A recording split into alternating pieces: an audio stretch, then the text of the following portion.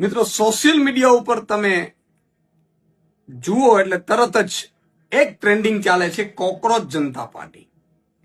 અને કોકરોચ જનતા પાર્ટીમાં ખાલી અઠવાડિયું હજી નથી થયું ત્યાં લગભગ 21 મિલિયન ફોલોઅર્સ ઇન્સ્ટાગ્રામ ઉપર છે.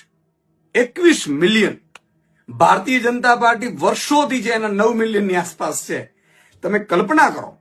અને આ ઘટના કેમ બની છે? એક જસ્ટિસે બેરોજગાર યુવાનો ઉપર ટિપ્પણી કરીને એમને કોકરોચ કહ્યા. કોકરોચ જનતા પાર્ટી સોશિયલ મીડિયા ઉપર બની અને 21 મિલિયન ફોલોઅર્સ ચંદ દિવસોમાં થવા અને આખા દેશમાં એક ક્રાંતિ ઇન્ટરનેટ ઉપર કે સોશિયલ મીડિયાના કોઈ પણ પ્લેટફોર્મ ઉપર તમે જાઓ એટલે કોકરોચ જનતા પાર્ટી ચાલે છે. આ કેમ થયું છે?